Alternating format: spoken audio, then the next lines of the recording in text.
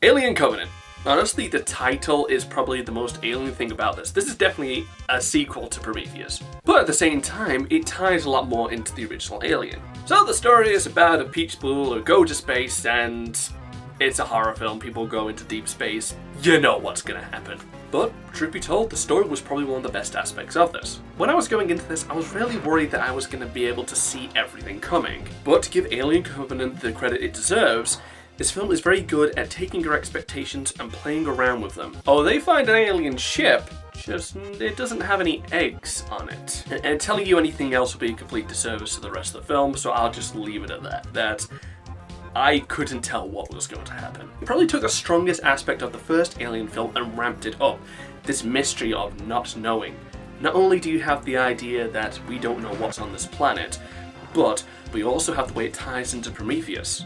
We're constantly being introduced to new elements and new ideas, answering some questions but raising others. And no, this doesn't lead to the ship crashing onto the planet where it's found in the original Alien, but you can see how a lot of the DNA connects. I'm also giving the films a lot of points for its atmosphere. Just everything about this film is just very unnerving. The dark lighting and design of the ship is very reminiscent of the original Alien.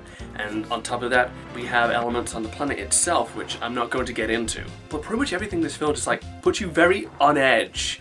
And you're constantly filled with tension even when something not that bad is happening. So real nitpicks that I have with this film, but there are a couple of problems that I have with it. For one, the way the horror is handled. I was going to take points off of this, but because there's a lot of very typical slasher stuff, but it's not built up in the same way. There's a scene in the vents in the original Alien that was way scarier than a lot of the kills in this movie. You may not really think about it, but there is an art to adding scares to a horror film.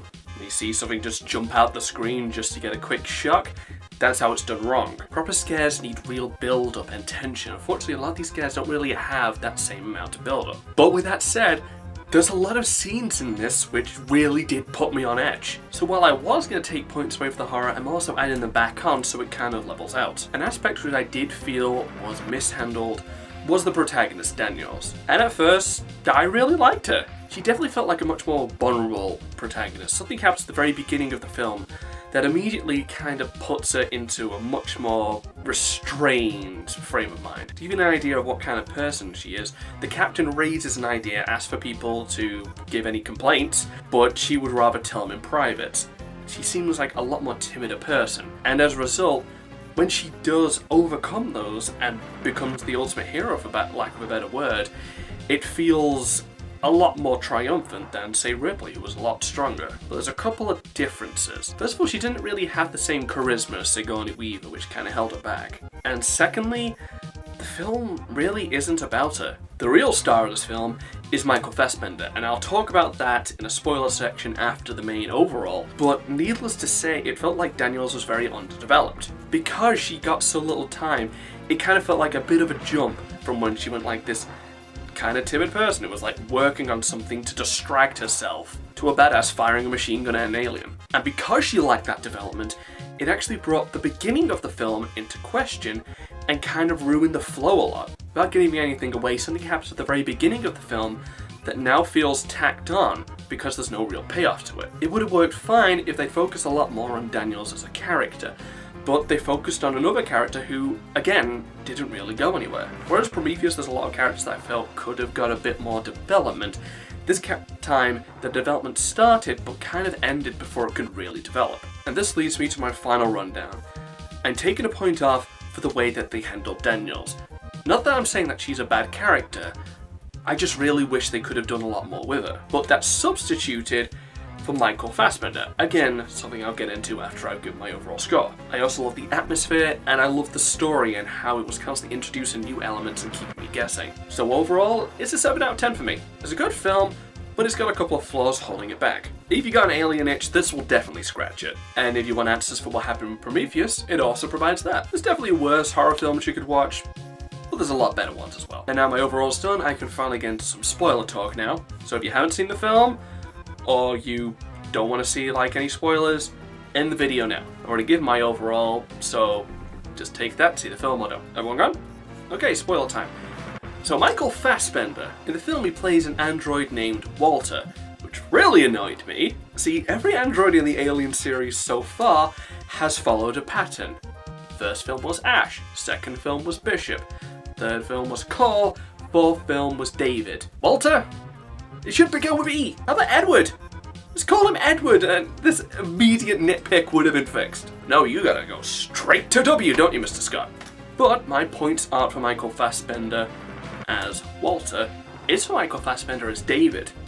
Yeah, the same David from Prometheus is in this film. See, at the end of Prometheus, they flew to the Engineer planet, and David, I think he might have had something very important knocked loose in his head. He's going on full-on villain in this, and he is easily one of the best parts of it. Not just his delivery and his like very calm and creepy demeanor, but on top of that you have the psychology of the character, the way he views humanity, the way he views the alien. It's all just so fascinating. It's what I really wish that Prometheus had done with the character in the first place. Thankfully with this film they fixed that problem. It does raise a couple of questions about the continuity regarding the different types of alien. From what I can tell, there's two distinct types. There's a black alien and a white alien. The white aliens are a lot smaller, they seem to have less armor, like less of an exoskeleton, and they are bred through the black spores. Which, on a side note, having the virus develop into a spore is very interesting considering that was an idea for an Alien 3. It was going to feature Hicks from Aliens fighting new aliens on a colony which could spread through airborne microbes. I'm really glad that they put this into the film. Just for the love of God, don't make that an element in a video game. I don't think my heart could take it. I'm scared enough by the normal aliens. But in this film, David claims to have created the black aliens, the ones that we know that hatch on the eggs with the facehuggers. Most likely he just reached the same conclusion the engineers did and engineered a different strain, especially since we know that dating all the way back to the Aztecs, these aliens did exist, the black ones. So that's my attempt to rationalize this, that David didn't invent the eggs that ended up on the planet on Alien, especially since that was on a ship that was being driven by an engineer. Most likely he just tapped into the same research that they did.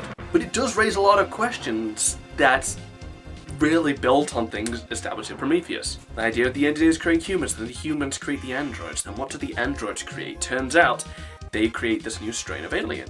Or at the very least, David does. Honestly, I'd say this film is worth watching just for him and the psychology of this character. I do love me films that talk about artificial intelligence and the direction it takes, its relationship with humanity, and this one takes like a very surprising direction that not a lot of films have really taken. It's definitely a lot more evolved thinking than, say, Skynet. And so ultimately that's why I say that Michael Fassbender is the best part of this film, but obviously I didn't want to spoil anything for people who actually do care about spoilers. And if you stay to this part of the video, then you officially have waived all right to complain. So yeah, once again, 7 out of 10?